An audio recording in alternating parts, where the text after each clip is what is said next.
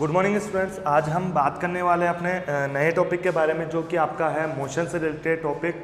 जैसा कि आप सभी जानते हैं कि मोशन जो है आपका फिजिक्स का ही एक पार्ट है, ठीक है, और एक बेसिक पार्ट में इसको इंक्लूड किया जाता है। मतलब कि आपके जो फिजिक्स का स्टार्टिंग जो पोर्शन होता है वो आपके मोशन से ही स्टार्ट होता है, जिसके अंदर आप बात किसकी करते हो, आप किसी एक ऑब्जेक्ट की बात करते हो जो कि आपको क्या होता है, विजिबल ऑब्जेक्ट होता है। आपके लिए क्या होता है, विजिबल ऑब्जेक्ट होता है। और एक तरीके से बात करें अपन, ये किसके अंदर इंक्लूड किया जाता है, मैकेनिक्स के अंदर इंक्लूड किया जाता है। और मैकेनिक्स भी कौन सी वाली, क्वांटम मैकेनिक्स में इसको इंक्लूड किया जाता है, सॉरी क्लासिकल मैकेनिक्स में इसको इंक्लूड किया जाता है।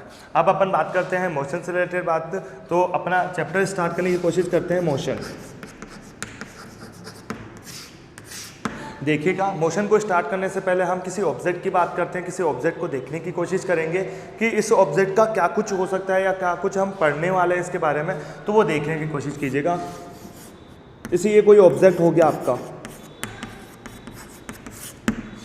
ये ऑब्जेक्ट हो गया, तो सर आप ये कहोगे कि ये ऑब्जेक्ट आपने ले लिया। अब इसको आप यदि ऑब्जर्व करना चाहते हो, यदि आप ऑब्जर्व इसको करना चाहते हो, तो इसकी कितनी स्टेट पॉसिबल हो सकती है, तो मैं कहूँगा आपको कि सर इसकी ओनली 2 स्टेट पॉसिबल हो सकती है। किसी भी ऑब्जेक्ट की कितनी स्टेट पॉसिबल हो सकती है, 2 स्टेट पॉसिबल हो सकती है। वो कौन कौन सी हो सकती है, एक तो कौन सी होगी आपकी state of rest, state of rest, और सेकेंड वन आपकी होगी स्टेट ऑफ मोशन।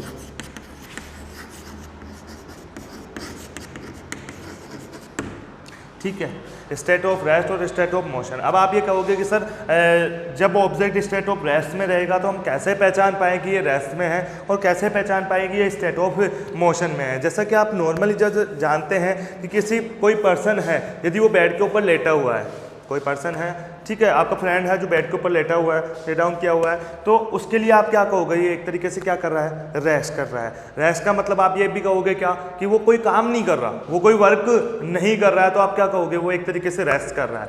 ठीक है, तो वही सेम चीज़ आपके साइंटिफिकली लैंग्वेज में भी यही सेम चीज़ होती है आपके क्या कि सर यदि कोई ऑब्जेक्ट रेस्ट में रहेगा, वो कब रहेगा, जब उसकी पोजीशन चेंज नहीं होगी, जब उसकी पोजीशन चेंज नहीं होगी। सर आप ये बात कहोगे कि सर पोजीशन कैसे चेंज नहीं होगी, तो मैं कहूँगा कि सर उसकी पोजीशन को पहले डिफाइन करना पड़ेगा, इस ऑब्जेक्ट की पोजीशन को पहले डिफाइन करना पड़ेगा। सर पोजीशन को डिफाइन कैसे करें, तो उसके लिए हम किसके ऊपर चलते हैं, कोऑर्डिनेट सिस्टम के ऊपर चलते हैं कि कोऑर्डिनेट सिस्टम से हम पोजीशन डिसाइड करेंगे। पोजीशन डिसाइड करने के बाद में हम देखेंगे कि यदि इसकी पोजीशन चेंज हो रही है या नहीं हो रही होगी तो वो मोशन में होगा, और नहीं हो रही होगी तो वो कौन सी स्टेट में होगा, स्टेट ऑफ रेस्ट में होगा। उससे चलने से पहले हम कोऑर्डिनेट सिस्टम की बात करेंगे यहाँ पे। जैसा कि आप जनरली जानते भी होंगे कि कोऑर्डिनेट सिस्टम कह दें या हम क्या कह दें, रेफरेंस फ्रेम कह दें उसको, या हम क्या कह दें, किसी पॉइंट से ऑब्जर्व कर रहे हैं उसको क्या कहेंगे, रेफरेंस पॉइंट भी कहेंगे।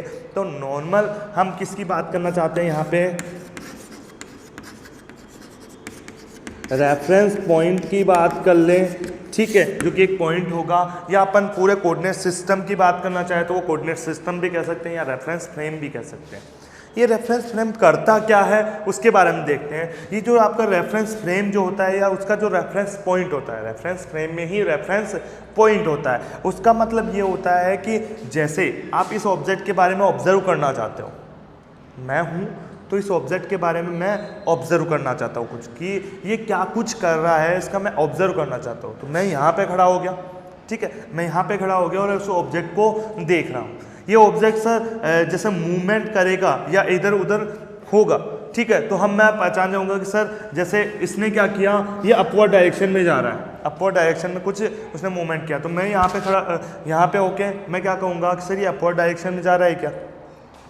तो जहाँ से आप ऑब्जर्व करते हो, जहाँ से आप किसी भी ऑब्जेक्ट को ऑब्जर्व करते हो, जहाँ से आप किसी भी ऑब्जेक्ट को ऑब्जर्व करते हो, ठीक है, उसके बारे में, उसकी प्रॉपर्टीज़ के बारे में जानने की कोशिश करते हो, जिस पॉइंट से जानने की कोशिश करते हो, और जिस फ्रेम में रह के, मतलब जहाँ खड़े होके, जिस फ्रेम में या जिस प्लेन में रह के आप उसको ऑब्जर्व करते हो, उस प्लेन या उस सिस्टम को तो क्या कहते हैं, कोऑर्डिनेट सिस्टम कहते हैं, या फिर बाद में आप क्या कहते हो, रेफरेंस फ्रेम भी कहते हैं। और जिस पॉइंट पे आप खड़े होके, जैसे ये एक हम मान लें कि ये जो रूम है वो तो क्या हो गया आपका कोऑर्डिनेट सिस्टम हो गया। उस सिस्टम में भी मैं कहाँ खड़ा हूँ, मैं इस पॉइंट पे खड़ा हूँ, तो इस पॉइंट को तो क्या कहेंगे, रेफरेंस पॉइंट कहेंगे, और इस पूरे रूम को क्या कहेंगे, कोऑर्डिनेट सिस्टम कहेंगे या रेफरेंस फ्रेम कहेंगे हमारी। तो जहाँ से, जिस पॉइंट से मैं उसको ऑब्जर्व कर रहा हूँ, जिस पॉइंट से मैं उसको ऑब्जर्व कर रहा हूँ, उसको क्या कहेंगे, रेफरेंस पॉइंट कहेंगे। और जो पूरा उसका कंप्लीट जो सिस्टम होगा उसको क्या कहेंगे, रेफरेंस सिस्टम कहेंगे, या रेफरेंस आप फ्रेम कह सकते हो, कोऑर्डिनेट सिस्टम भी उसको कह सकते हो। ठीक है, जहाँ से ऑब्जर्व किया वो रेफरेंस पॉइंट। और जब मैं क्या कह रहा हूँ, मैंने यहाँ से इसको ऑब्जर्व करना स्टार्ट किया, मैं इस पॉइंट के ऊपर हूँ, पॉइंट ए के ऊपर हूँ, इस पॉइंट ए से मैंने इसको ऑब्जर्व कर रहा हूँ, इसको जैसे ही ऑब्जर्व कर रहा हूँ तो मेरी जो स्ट्रेट लाइन होगी, मैं मुझसे लेके इस ऑब्जेक्ट के बीच में जो स्ट्रेट लाइन होगी वो क्या शो करेगी, इसका पोजीशन वेक्टर को शो करेगी, मतलब इसकी पोजीशन को शो करेगी, वो इसको क्या करेगी, पोजीशन को शो करेगी। मतलब रेफरेंस पॉइंट से जो आपका ऑब्जेक्ट है उसके मिड के अंदर यदि अपन एक स्ट्रेट लाइन ड्रॉ कर दें और उसको अपन क्या कहेंगे, फिर उसको अपन क्या कहेंगे, उसका पोजीशन वेक्टर कहेंगे, या आप जनरली उसको क्या कहते हैं, पोजीशन भी उसकी कहते हैं। कि यदि आप कहना चाहो कि मेरे रिगार्डिंग इस ऑब्जेक्ट की पोजीशन क्या है, तो आप यही कहोगे क्या, इस डायरेक्शन में इसकी पोजीशन है, तो वही क्या होगी, इसकी पोजीशन होगी। ये तो बात हुई आपके पोजीशन की। ठीक है, अब अपन वापस से अपने उस फर्स्ट पॉइंट के ऊपर चलने की कोशिश करते हैं जहाँ पे अपन ने बात की थी स्टेट ऑफ रेस्ट की और स्टेट ऑफ मोशन की। मतलब रेस्ट पे या मोशन पे होना कैसे डिसाइड करेगा, तो उसकी भी अपन बात कर लेते हैं। यदि ये अपन ने बात की पोजीशन की, तो हमने नॉर्मली मोशन की जो एक डेफिनेशन होती है उसके अकॉर्डिंग क्या होता है, यदि किसी ऑब्जेक्ट की पोजीशन में रेफरेंस पॉइंट के करस्पॉन्डिंग, यदि किसी ऑब्जेक्ट की पोजीशन में रेफरेंस पॉइंट के करस्पॉन्डिंग यदि चेंज होता है किसके करस्पॉन्डिंग, रेफरेंस पॉइंट के करस्पॉन्डिंग, यदि इसके पोजीशन में यदि चेंज होता है तो वो मोशन में होगा। यदि पोजीशन में कोई चेंज नहीं होता है तो वो किस में रहेगा, रेस्ट में रहेगा। जैसे आप बात करते हो, अभी अपने एग्जाम्पल लिया था कि आपका जो फ्रेंड है या कोई भी पर्सन है वो बेड के ऊपर लेटा हुआ है, तो हम क्या करेंगे, मैं यहाँ से ऑब्जर्व उसको कर रहा हूँ। ठीक है, वो वहाँ पे लेटा हुआ है तो मैं उसको ऑब्जर्व कर रहा हूँ। ऑब्जर्व करने का मतलब मैं यहीं पे खड़ा हूँ और वो भी वहीं का वहीं है क्या। मैं थोड़ी देर बाद में भी उसको देखूंगा तो वो बेड के ऊपर लेटा हुआ ही है क्या, अभी भी बेड के ऊपर ही है। मतलब मैंने पहले देखा तो भी पोजीशन उसकी वही थी और मैंने बाद में देखा तो भी उसकी पोजीशन वही थी। पोजीशन में कोई चेंज हुआ क्या, नहीं हुआ। पोजीशन में जब चेंज नहीं हुआ तो आप क्या कहोगे कि वो रेस्ट कर रहा है एक तरीके से। तो साइंटिफिकली लैंग्वेज में भी वही बात होती है कि यदि पोजीशन चेंज होगी तो वो किस में रहेगा, मोशन में रहेगा। यदि पोजीशन चेंज नहीं होगी तो वो किस में रहेगा, रेस्ट में रहेगा। ये तो बात हुई आपके मोशन की बात हुई कि कोई ऑब्जेक्ट मोशन कब करेगा या रेस्ट में कब रहेगा, ये उसकी बात हुई। अब आप टाइप्स देखने की कोशिश करते हो कि मोशन के कितने टाइप्स होते हैं, तो मोशन के बहुत सारे टाइप्स होते हैं। कई टाइप्स होते हैं, जैसे आपका लीनियर मोशन हो गया, स्ट्रेट लाइन मोशन हो गया, रेक्टिलिनियर मोशन हो गया, पीरियोडिक मोशन हो गया। उसके बाद में अपन बात करते हैं रोटेशनल मोशन हो गया, सर्कुलर मोशन हो गया। कई सारे मोशन आपके होते हैं, उनको अलग अलग डेफिनेशन से डिवाइड कर रखा है। ठीक है, उनकी बात अपन नहीं करेंगे क्योंकि वो एक पर्टिकुलर एरिया वाइज, या अपन बात करते हैं कि पर्टिकुलर उसकी कंडीशंस के अकॉर्डिंग वो चलता है मोशन। यहाँ पे अपन बात करने वाले हैं यूनिफॉर्म मोशन की और नॉन यूनिफॉर्म मोशन के बारे में। यूनिफॉर्म मोशन और नॉन यूनिफॉर्म मोशन के बारे में कि वो मोशन क्या होते हैं। जैसे आप जो लीनियर मोशन या रेक्टिलिनियर मोशन, ठीक है, ये भी किसके पार्ट है, यूनिफॉर्म और नॉन यूनिफॉर्म मोशन के ही पार्ट है। तो अपन मेनली उसी के बारे में बात करेंगे। तो फर्स्ट अपन बात करेंगे किसकी, यूनिफॉर्म मोशन की।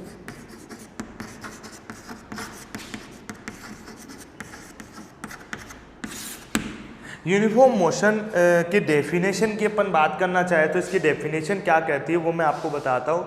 इसकी डेफिनेशन के अकॉर्डिंग बात ये होती है कि यदि कोई ऑब्जेक्ट ए जो है वो मोशन तो कर रहा है, क्योंकि मोशन जब नाम लिख दिया तो वो मोशन करेगा, मतलब इसकी पोजीशन रेगुलरली क्या हो रही है, चेंज हो रही है, किसी रेफरेंस पॉइंट के करस्पॉन्डिंग उसकी पोजीशन रेगुलरली क्या हो रही है, चेंज तो हो ही रही है। अब स्पेशल कंडीशन क्या होगी कि यूनिफॉर्म मोशन कहलाएगा। उसके लिए स्पेशल कंडीशन देखते हैं। इसके डेफिनेशन के अकॉर्डिंग ये होता है, यदि कोई ऑब्जेक्ट मोशन कर रहा है, यदि कोई ऑब्जेक्ट मोशन कर रहा है और यदि वह यूनिफॉर्म टाइम इंटरवल में, यूनिफॉर्म टाइम इंटरवल में बात कर लें या इक्वल टाइम इंटरवल की अपन बात कर लें, तो इक्वल टाइम इंटरवल में यदि इक्वल डिस्टेंस ट्रेवल करता है, इक्वल टाइम इंटरवल में इक्वल डिस्टेंस ट्रेवल करता है, या अपन बात कर लें यूनिफॉर्म टाइम इंटरवल में यूनिफॉर्म डिस्टेंस ट्रेवल करता है, तो उसी को क्या कहते हैं, यूनिफॉर्म मोशन कहा जाता है उस ऑब्जेक्ट का। मतलब मैंने मेन पॉइंट कहाँ पे कहा, इक्वल टाइम इंटरवल में, इक्वल टाइम इंटरवल में equal distance,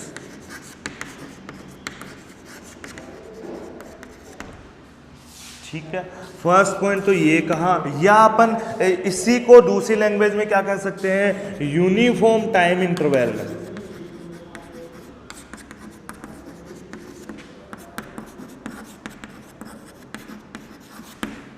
uniform distance travel करें,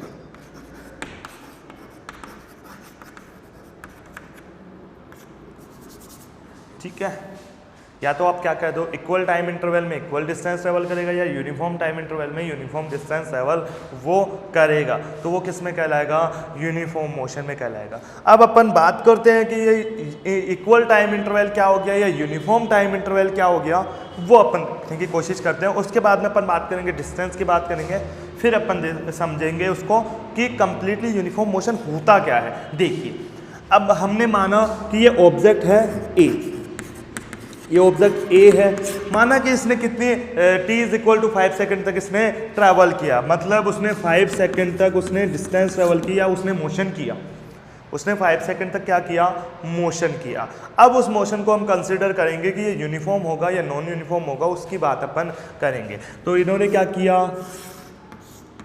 t इज इक्वल टू 0 से लेके t is equal to 5 second तक इन्होंने ट्रैवल किया, यही किया, यही बोल रहा है 5 सेकंड तक ट्रेवल किया या मोशन किया, तो 0 से लेके t इज इक्वल टू 5। अब यहाँ पे बात हुई इक्वल टाइम इंटरवल की, तो ये तो कोई इक्वल टाइम इंटरवल नहीं है, t इज इक्वल टू 0 से 5 वाला कोई टाइम इंटरवल नहीं है, उसके बाद में तो उन्होंने मोशन ही नहीं किया। तो हम क्या करेंगे, इक्वल टाइम इंटरवल बनाने के लिए, इक्वल टाइम इंटरवल बनाने के लिए हम क्या करेंगे, इसको 5 पार्ट्स में डिवाइड कर देंगे। इसी टाइम इंटरवल को कितने पार्ट्स में डिवाइड कर देंगे, 5 पार्ट्स में, 1 2 3 4 एंड 5 पार्ट्स में इसको डिवाइड कर दिया। इसी को t इज इक्वल टू 0 से t इज इक्वल टू 5 को ही 5 पार्ट्स में डिवाइड कर दिया, तो हर एक पार्ट कितने का हो गया, इक्वली डिवाइड किया है। क्या किया है, इक्वली इसको डिवाइड किया, तो हर एक पार्ट कितने सेकंड का हो गया, 1 सेकंड का हो गया। क्या, ये तो बात हुई आपके इक्वल टाइम इंटरवल की, जो कि अपन ने फुलफिल कर दी, क्या, जो भी अपन ने फुलफिल कर दी है। अब बात हुई कि सर इक्वल टाइम इंटरवल तो ले लिया आपने, अब उसके अंदर भी क्या होनी चाहिए कंडीशन, इक्वल डिस्टेंस ट्रेवल करना चाहिए, इक्वल डिस्टेंस ट्रेवल करना चाहिए। मतलब इस 1 सेकंड में यदि इसने 5 मीटर ट्रेवल किया, तो अगले 1 सेकंड में भी 5, उससे अगले में भी 5, उससे अगले में भी 5 और उससे अगले में भी 5। यही कहा इन्होंने, इक्वल टाइम इंटरवल में इक्वल डिस्टेंस ट्रेवल करनी चाहिए। यदि ऐसा कुछ हो गया, ऐसा कुछ कंडीशन यदि फुलफिल हो जाती है उसके मोशन में, उस ऑब्जेक्ट के मोशन में ऐसी कंडीशन फुलफिल हो जाती है, तो वो कौन सा मोशन होगा, यूनिफॉर्म मोशन होगा। कैसा मोशन होगा, यूनिफॉर्म मोशन होगा। तो इसी को क्या कहेंगे अपन, यूनिफॉर्म मोशन कहेंगे, ठीक है। इक्वल टाइम इंटरवल में इक्वल डिस्टेंस यदि ट्रेवल करेगा तो उसी को क्या कहेंगे, यूनिफॉर्म मोशन कहेंगे। यदि अपन बात करें कि सर ये तो ठीक है कि ये तो डेफिनेशन के अकॉर्डिंग आपने कह दिया कि वो इक्वल टाइम इंटरवल में इक्वल डिस्टेंस ट्रेवल करेगा, तो आप ऐसे पहचान लोगे, ठीक है। या आपको कोई और भी नज़रिया बता दिया जाए कि हाँ आप ये देखते ही पहचान जाओगे ये यूनिफॉर्म मोशन कर रहा है या नॉन यूनिफॉर्म मोशन कह रहा है, तो उसके लिए भी एक कंडीशन है। एक तो डेफिनेशन आपकी हो ही गई, तो डेफिनेशन हो गई। डेफिनेशन के बाद में अपन बात करते हैं कि इसकी स्पीड आप जानते होंगे, स्पीड इज इक्वल टू क्या होता है, डिस्टेंस अपॉन टाइम, सिंपल सा होता है। Speed is equal to distance upon time, यह आपके नॉर्मल होता है। अब आप यहाँ पे देखने की कोशिश कीजिएगा कि यदि अपन 1 सेकंड की एक स्पेशल टाइम इंटरवल की यदि अपन बात करें, इस स्पेशल टाइम इंटरवल की यदि अपन बात करें तो उसके लिए स्पीड कितनी होगी। देखिए यहाँ पे डिस्टेंस कितनी ट्रेवल की 5, टाइम कितना लगा 1, तो आप क्या लिखोगे 5 मीटर पर सेकंड लिखोगे क्या। ठीक है, ये फर्स्ट सेकंड के लिए होगा। सेकंड के लिए क्या करोगे, डिस्टेंस 5 अपॉन 1, थर्ड के लिए डिस्टेंस 5 अपॉन 1, फोर्थ के लिए भी वही 5 अपॉन 1, फिफ्थ के लिए भी वही 5 अपॉन 1। तो आप ये देख पा रहे हो क्या, यहाँ पे जो स्पीड जो थी वो हर एक सेकंड के लिए इक्वल है क्या, 5 भी आ रही है क्या, है कि नहीं है, 5 आ रही है। तो आप क्या कहोगे, एक तरीका ये भी हो जाएगा आपके कि यूनिफॉर्म मोशन को पहचानने का एक और तरीका आपके पास में क्या आ जाएगा, आपके पास में ये आ जाएगा, या तो आप डेफिनेशन से कर लो, यदि डेफिनेशन से नहीं होता और आपको कुछ और चाहिए और कोई वे चाहिए देखने का, तो आप क्या कहोगे, यदि सर इस ऑब्जेक्ट की स्पीड कांस्टेंट रहेगी, स्पीड इसकी कांस्टेंट यदि रहेगी तो आप क्या कहोगे कि ये यूनिफॉर्म मोशन करेगा, है कि नहीं। ये तो बात हुई आपके किससे रिलेटेड, स्पीड से रिलेटेड। अब अपन बात करेंगे किसकी, अब अपन बात करेंगे ग्राफ की। यदि आपको ग्राफ दे दिया जाए, ग्राफ आपको बता दिया जाए कि डिस्टेंस और टाइम के बीच में ये ग्राफ है, तो आप क्या कहोगे कि सर ये यूनिफॉर्म होगा या नॉन यूनिफॉर्म होगा। तो यहाँ देखने की कोशिश कीजिएगा, ये आपका ग्राफ है डिस्टेंस और टाइम के बीच में, ठीक है। डिस्टेंस और टाइम के बीच में यूनिफॉर्म मोशन का ग्राफ कैसा बनता है, स्ट्रेट लाइन बनता है। कैसा बनता है, स्ट्रेट लाइन बनता है, जो कि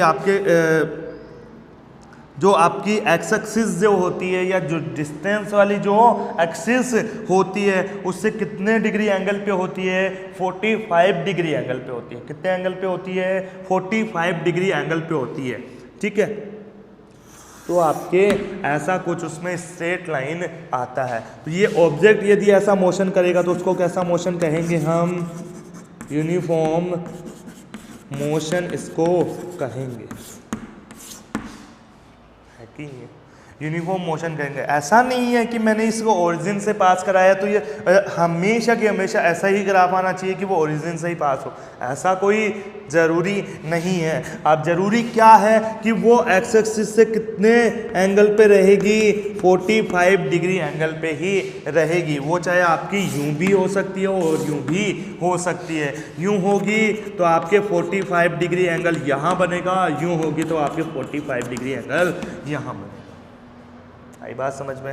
मतलब हुआ क्या कि सर आपकी जो स्ट्रेट लाइन जो बनेगी किसमें, यूनिफॉर्म मोशन में, बट उसका भी एक स्पेशल कंडीशन क्या होगी कि वो 45 डिग्री एंगल पे होगी आपकी एक्स एक्सिस से, या आप कह सकते हो डिस्टेंस एक्सिस से आपके 45 डिग्री एंगल पे ये इंक्लाइंड रहेगी, ठीक है। ये बात हुई आपकी यूनिफॉर्म मोशन की। अब अपन बात कर लेते हैं किसकी, नॉन यूनिफॉर्म मोशन की बात कर लेते हैं, ठीक है। नॉन यूनिफॉर्म मोशन भी आपके सिंपल ही है।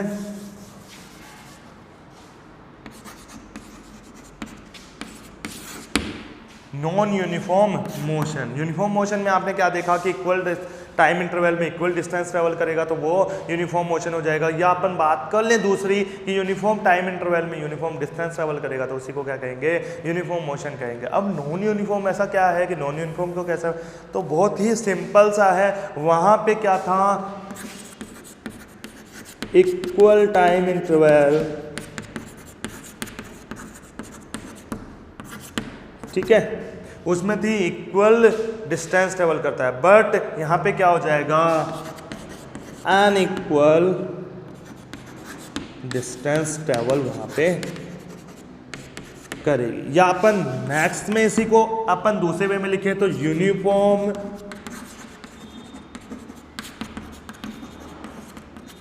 टाइम इंटरवल में क्या करेगी, नॉन यूनिफॉर्म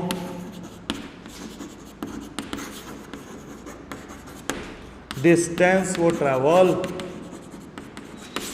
करेगी। यहाँ पे क्या है, इक्वल टाइम इंटरवल में अनइक्वल डिस्टेंस ट्रेवल करे, या आप बात कर दो यूनिफॉर्म टाइम इंटरवल में नॉन यूनिफॉर्म डिस्टेंस ट्रेवल करे। तो सर इसका डेफिनेशन को अपन वैसे समझना चाहे तो कैसे समझेंगे, इधर आइए देखिए, आपने क्या कहा था, कोई भी ऑब्जेक्ट ए है वो कितने टाइम तक ट्रैवल कर रहा है, t is equal to 5 second तक ट्रैवल कर रहा है। 5 सेकेंड तक जब ट्रैवल वो कर रहा है, ठीक है, तो आप क्या कहोगे कि हमने क्या कहा, वही same part t is equal to 0 से t is equal to 5 second तक उसने ट्रैवल किया। ये तो कोई यूनिफॉर्म टाइम इंटरवल नहीं है, t इज इक्वल टू 0 से 5 कोई यूनिफॉर्म टाइम इंटरवल नहीं है। इसको यूनिफॉर्म टाइम इंटरवल बनाने के लिए हम क्या करेंगे, इसको वापस से 5 पार्ट्स में डिवाइड कर देंगे। हर एक पार्ट अब किसका कितने कितने का हो जाएगा, 1 सेकेंड का हो जाएगा क्या, ये आपके हर एक पार्ट 1 सेकेंड का हो गया। अब आपने क्या कहा, इक्वल टाइम इंटरवल सर बना दिया, बट इसके अंदर क्या, अनइक्वल डिस्टेंस, मतलब इक्वल का अभी कोई रेस्ट्रिक्शन नहीं है। मतलब यहाँ पे 1 मीटर भी कर सकता है, तो यहाँ पे 2 मीटर भी ठीक है, यहाँ 5 भी ठीक है, यहाँ 6 भी ठीक है, यहाँ 8 भी ठीक है, इसका कोई रेस्ट्रिक्शन नहीं। अनइक्वल डिस्टेंस तो अनइक्वल डिस्टेंस हो गया, 1 इसके इक्वल नहीं है, ठीक है, इसके इक्वल ये नहीं है, इसके इक्वल ये नहीं है, और इसके इक्वल ये नहीं है। ये तो बात रही आपके डेफिनेशन से। अब अपन ने सेकंड थिंग एक बात और की थी, स्पीड से पहचानना, स्पीड से पहचानना। तो स्पीड का यदि अपन मेजरमेंट लेना चाहे कि स्पीड इसकी कैसी होगी, तो वहाँ तो क्या थी, कांस्टेंट थी, मतलब उसमें कोई चेंज नहीं हो रहा था। बट यहाँ पे क्या हो रही है, या तो वो इंक्रीज हो जाएगी या वो डिक्रीज हो जाएगी। यहाँ देखने की कोशिश कीजिएगा, speed is equal to distance upon time, यही होता है फॉर्मूला। तो डिस्टेंस कितनी, 1 अपॉन 1, 2 अपॉन 1, इसका कितना 1 मीटर पर सेकेंड, इसका कितना 2 अपॉन 1, 2 मीटर पर सेकेंड, 5 अपॉन 1, 5 मीटर पर सेकेंड, 6 अपॉन 1, 6 मीटर पर सेकेंड, 8 अपॉन 1, 8 मीटर पर सेकेंड। तो ये कोई इक्वल दिख रहा है क्या आपको, इक्वल नहीं दिख रहा सर। इक्वल नहीं दिख रहा तो आप क्या कहोगे कि स्पीड इसकी चेंज हो सकती है, या तो वो इंक्रीज हो सकती है या डिक्रीज भी हो सकती है, उसके बारे में कोई रिस्ट्रिक्शंस नहीं है। ये तो बात हुई आपके डेफिनेशन के अकॉर्डिंग, स्पीड के अकॉर्डिंग। अब अपन बात कर लेते हैं लास्ट में ग्राफ के अकॉर्डिंग क्या कुछ होगा। देखिए, यदि अपन यूनिफॉर्म मोशन के लिए अपन ने क्या कहा था, यूनिफॉर्म मोशन के लिए जो ग्राफ आएगा वो स्ट्रेट लाइन आएगी, और स्ट्रेट लाइन में इंक्लाइन कितने एंगल पे होगी, 45 डिग्री एंगल पे वो इंक्लाइन रहेगी। बट नॉन यूनिफॉर्म मोशन में ऐसा कुछ नहीं रहेगा, उसके अंदर कोई भी ग्राफ आ सकता है। डिस्टेंस और टाइम के मिड के अंदर यदि ग्राफ ड्रॉ करें तो कैसा भी ग्राफ ड्रॉ कर सकते हैं। मीन्स आप ये भी ग्राफ ड्रॉ कर सकते हो, ऐसा भी आ सकता है, जो आपकी मर्जी हो वैसा ये ग्राफ आ सकता है, इसका कोई रिस्ट्रिक्शंस नहीं होता इस ग्राफ का। ठीक है, तो ये बात हुई आपके नॉन यूनिफॉर्म और यूनिफॉर्म मोशन की। ठीक है, थैंक यू।